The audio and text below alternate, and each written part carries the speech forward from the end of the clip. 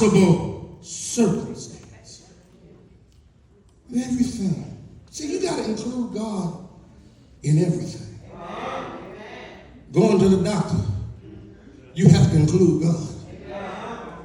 Going to the grocery store, you have to include God. Have y'all ever had a praise moment at the grocery store?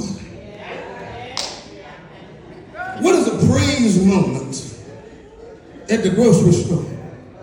When you remember that you couldn't go down every aisle, but you only had to go to the canned soup aisle or the lunch meat aisle. Now, I'm town country, so we did a little different. We would say, give me $5 of this. Give me $5 of pressed ham. They would.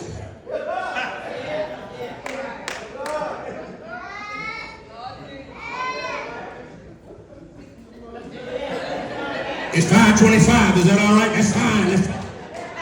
How many of y'all remember doing that? Anybody did that? Now you didn't went from dollars to pounds. Give me 4 pounds of so-and-so. Walk up there just proud and happy that you didn't move from dollars to pounds. God has a way of elevating you when you take him first and you reflect that. When you had to get $2.50 for pressed ham and you had 4 slices.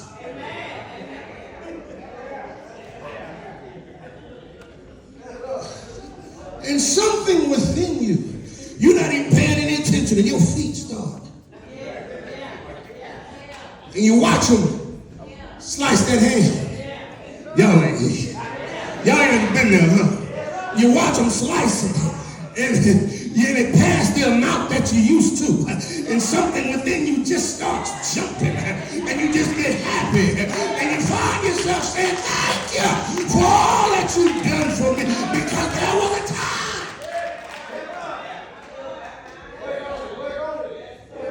But even when you don't have it, you're able to say thank you for the 4 slices. Because I know how to work these 4 slices. See, because I got 4 slices of pressed ham, but I'm going to cut that sandwich in half. And I'm going to eat one half of it for breakfast. And I'm going to eat the other half for it. God has a way of making a way.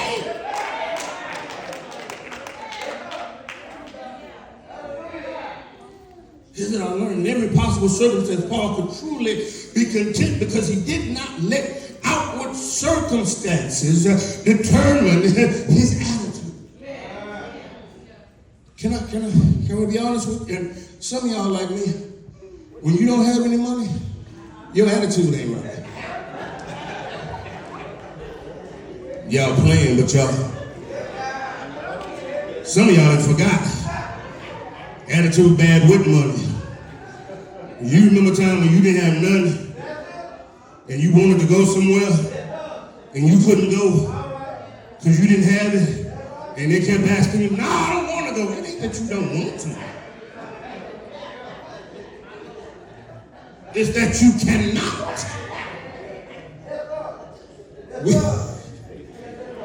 Wife and I went to a conference years ago. Emily was a baby. She was just born. She was just walking, just started walking, and went to a conference in Texas. And what I did, the money that we had left over from paying the conference, I went to the little store. I bought lunch meat. I bought bread. I bought chicken patties. I bought potted meat and put it in the little refrigerator. And we all had a good time. The evening service. They said, Pastor, we're going out to eat. Come on and go with us. Nah, I'm good, man. You know, I'm just so full of the Spirit of the Lord right now, man. I'm just good. I think I'm just going to go home and finish praying, go to the hotel, finish praising the Lord. And little did I know, they know I didn't have it. And then a friend of mine that just passed away 2 weeks ago, God bless the dead, and I told him, I said, Doc, ain't no enemy lying to you. I said, we got just enough to make it up in the room. I said, we got a lunch meat and we got stuff to make sandwiches. He said, boy, you making sandwiches? I said, yeah. I thought he was going to say, well, come on, I got you. That joker came upstairs and made him 2 sandwiches.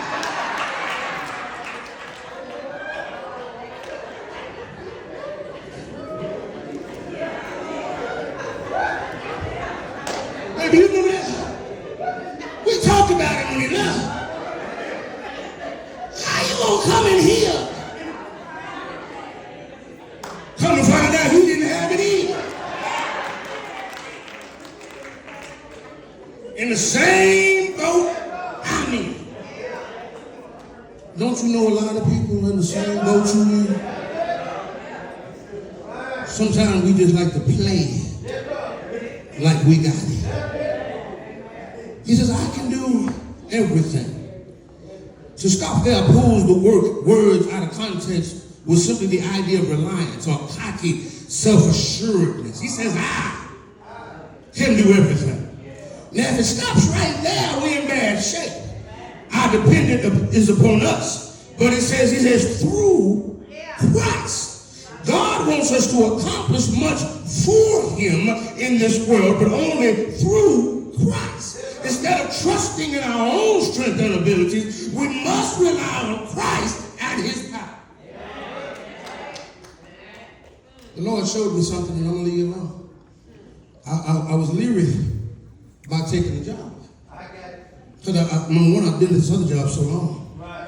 And so I'm at the point, I'm 55, and is it too late to switch jobs? And I heard the Lord say, just trust me. And I got there. And one of my friends is 60.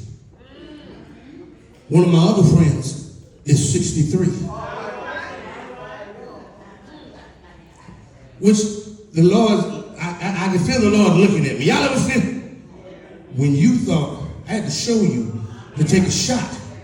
See, there's folk older than you that are still making it. And if they can make it, you can make it too. I can do all things through Christ. I'm not here on my own ability. I'm here because God has opened the door. Brothers and sisters, 2 Corinthians, verse 3, 4, and 5, we are confident of all this because of our great trust in God through Christ. Ladies, let me tell y'all something. There's nothing you cannot do if you put God first. We must put him first. Church, there's nothing we can do if we put God first. We have to stop denying what we don't understand. And we have to put him first. Because it's not about my house is comfortable. I got a chair that I sit on. I don't sit on the couch, I sit on the chair. Because I like the chair. Now, if you move my chair, I'm going to put my chair back. Because that's my house. I know where I want my chair.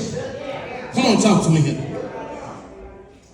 This is not our house. This is God's house. And when the master